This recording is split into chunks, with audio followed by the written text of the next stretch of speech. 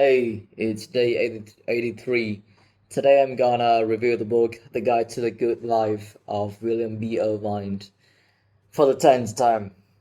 I really shouldn't drag it out any longer. I'm tired of it. Let's just end this year. So the reason why I am so focused on this book and why I really want to review this because it's really have a big impact on my life. It changed my perspective. It changed the way that I deal with my own emotions and how I think on many aspects. It's immensely helpful for anyone who is bad in emotional regulation, someone who kind of distressed or burnout and want to have a new perspective or want to regain their energy. And the third one is it really help with defining my goals in the future and how to make good and rational decision. Basically, three of these things. So, I mean, from three of these things, you can really see its impact, right? They're gonna be really helpful for anyone, and I think that anyone should read it because it's good. So, let's summarize it for a bit. The book, The Guide to the Good Life, I think the ancient art of Stoic is something is mainly about Stoicism. Stoicism as a philosophy of thought. It's basically a school of thoughts, how and how to deal with different kind of situation and emotions. It's not really religious, but it's kind of similar to the codes of living for the religion. But albeit it doesn't force you upon anything, you can take anything from the book as you want. And I do take part of that book, but I am not a stoicism practicer. The main content of this book is about the author collecting the stoicism parts of many famous figures in the past of Marcus Aurelius, basically the one of the greatest emperor in the Roman Empire, Seneca. I remember that, but I remember the other guy name, but it's gonna take too long for me to think about that. So, and the author recollects all of that and expressed that and like basically presented in a way that we can understand and can apply that into our daily life. The book contains five main techniques, and then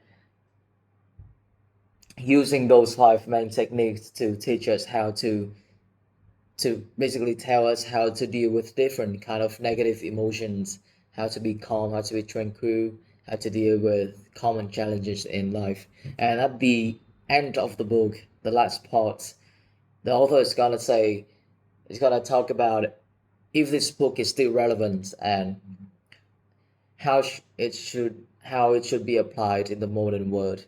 Because of course, Stoicism was created, not really of course, but because in fact, Stoicism was created more than 2,000 years ago in the Roman Empire, before the Roman Empire, to be precise. Let's get on to those techniques. The first technique is negative visualization. Negative, um, it's basically about visualize what if we don't have the current thing that we possess. For me, such as what if I don't have my parents? So what if I don't have a house and just being homeless? What would that be?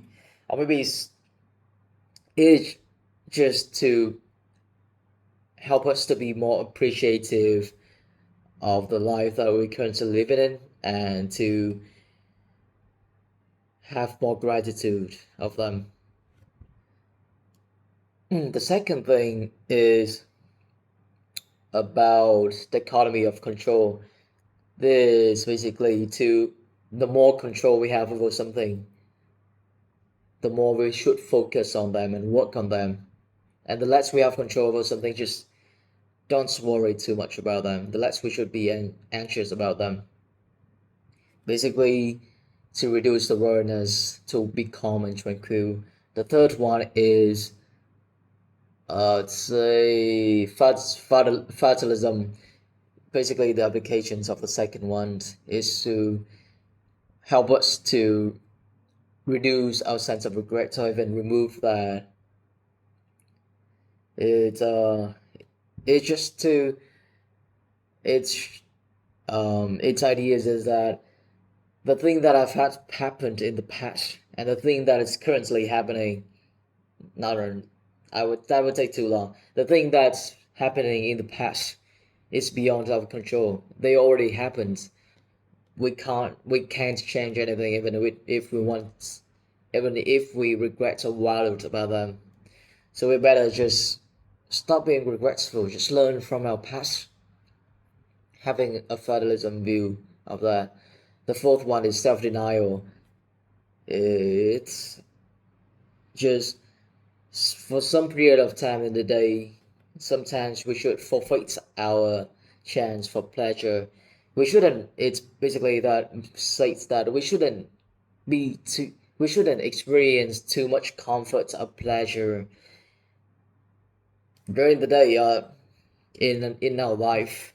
Not really in our life, but we shouldn't, um like spoil ourselves in comfort and pleasure. We should still sometimes reject the chance for experience those kind of thing, and instead try to experience healthy discomfort, and just to abstain from pleasure, just to hone our ability to be able to adapt to difficult situation or to face hard challenges. And yeah, to stop being ungrateful of the thing that we currently have by doing by doing all these four of these things, that although we experience life less pleasure and maybe comfort, our life would be way more pleasurable. The fifth one is meditation. It is to reflect upon which actions during the day or during the week that we have screwed up.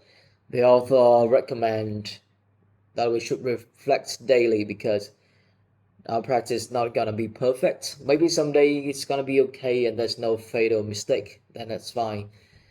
But else we should just reflect upon our actions, our interaction, our efforts, everything, and try to improve day by day.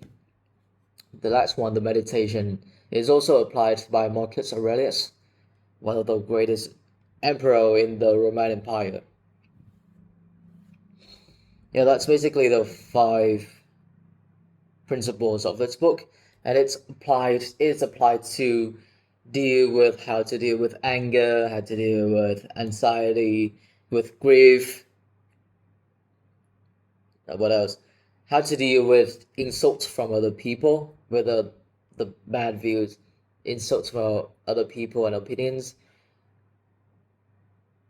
how to deal with common challenges like already the insults, how to deal with common challenges like old age, yeah, basically those two kind of thing.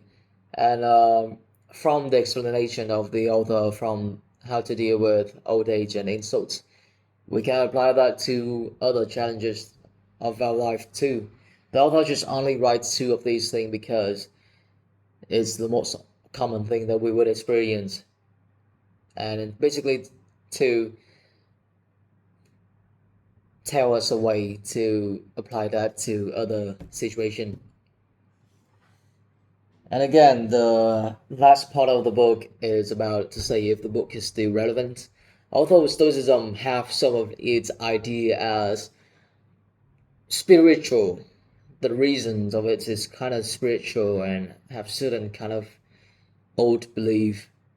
Though they'll say that we don't, even though those things aren't suitable for many people, and I personally don't believe in those kind of religious thing, not really religious, but spiritual thing.